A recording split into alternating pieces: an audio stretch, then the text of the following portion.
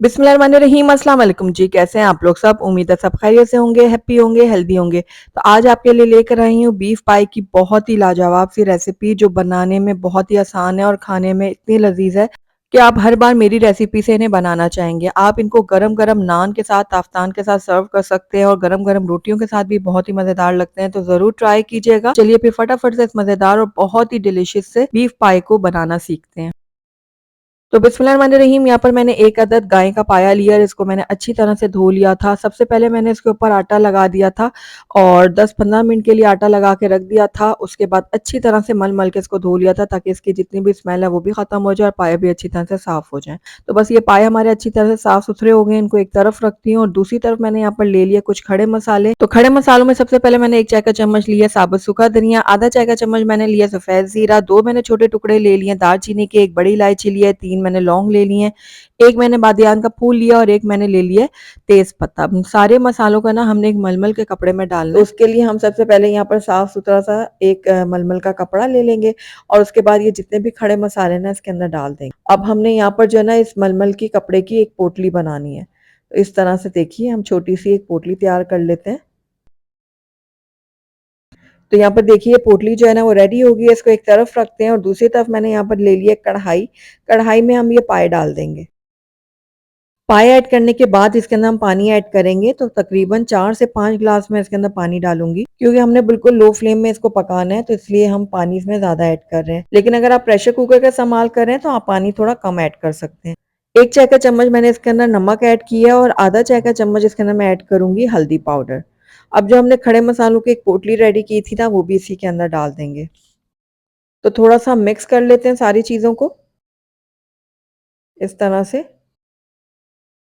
तो थोड़ा-सा मिक्स करने के बाद इसको हम कवर करेंगे और तकरीबन 2 से 3 घंटे के लिए ना इसको लो फ्लेम में पकने के लिए छोड़ देंगे। लेकिन पहले हम इसको हाई फ्लेम में पकाएँगे ताकि इसमें अच्छे से बॉयल आ जाए। जैसे ही बॉयल आ जाएँगे, उसके बाद हम फ्लेम को लो करेंगे और लो फ्लेम में इसको पकने के लिए छोड़ देंगे। तो तकरीबन 2 से 3 घंटे हो गए थे पाए को पकते हुए, तो साथ ही हम इसका एक मसाला भी तैयार करते हैं। तो यहाँ पर मैंने ले लिया एक पैन और इसके अंदर हम ऐड कर देंगे हाफ कप ऑयल। आप अपने टेस्ट के अकॉर्डिंग भी डाल सकते हैं ऑयल को। और उसके अलावा 1 खाने का चम्मच मैंने लहसुन अदरक का पेस्ट शामिल किया। अब लहसुन अदरक को हमने हल्का सा फ्राई करना है, जलाना नहीं है। बस हल्का-हल्का फ्राई करेंगे कि इसकी खुशबू आ जाए ऑयल में। जैसे ही हल्का सा फ्राई हो जाएगा ना उसके साथ ही हम ऐड कर देंगे प्याज। तो यहाँ पर मैंने प्याज का पेस्ट इसके अंदर ऐड किया है। तकरीबन 2 दरमियाने साइज के प्याज थे जिसका मैंने पेस्ट तैयार करके इसके अंदर ऐड किया है। अब प्याज डालने के बाद हमने इसको तब तक फ्राई करना है जब तक प्याज अच्छी तरह से हमारे पक नहीं जाते और हल्का सा इसका कलर जो है ना वो चेंज नहीं हो जाता। तो यहाँ पर देखिए प्याज ने अपना कलर चेंज कर लिया और बिल्कुल लाइट गोल्डन सा हो गया। अब इसके अंदर हम ऐड करेंगे टमाटर का पेस्ट। तो यहाँ पर मैंने 2 दरमियाने साइज के टमाटर लिए थे जिनका पेस्ट बनाकर मैंने इसके अंदर ऐड कर दिया। अब टमाटर के पेस्ट को भी मैं अच्छी तरह से प्याज के साथ मिक्स करूंगी। जैसे ये दोनों चीज़ें अच्छे से मिक्स हो जाएंगी ना वैसे ही हम इसके अंदर कुछ खुश्क मसाले ऐड करेंगे। ड्राई मसालों में सबसे पहले मैंने इसके अंदर ऐड किया आधा खाने का चम्मच धनिया पाउडर। नमक मैंने थोड़ा सा डाला है, हमने पहले भी ऐड किया था तो चख के हम बाद में और ऐड कर लेंगे।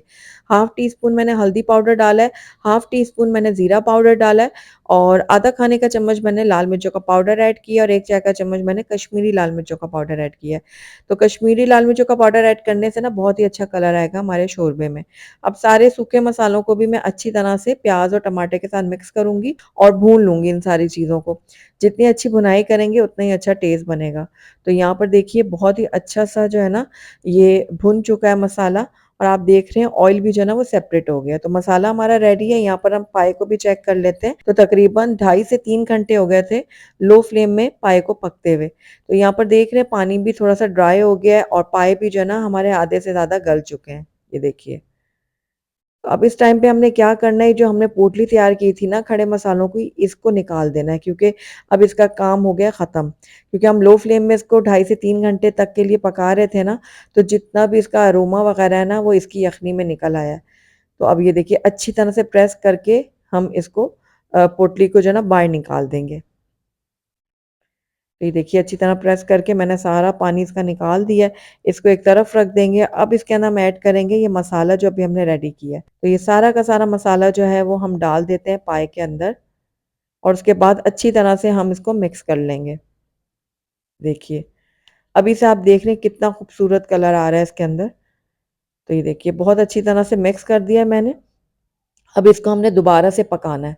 अब दोबारा से हम इसको 2.5 से 3 घंटे के लिए पकाएँगे ताकि जो मसाले हमने इसके अंदर ऐड किए हैं उसका टेस्ट जो है वो पाए के अंदर चला जाए और पाए का टेस्ट जो है ना वो मसालों में आ जाए, यानी कि दोनों चीज़ें एक-दूसरे के साथ अच्छी तरह से रच-बस जाएँ।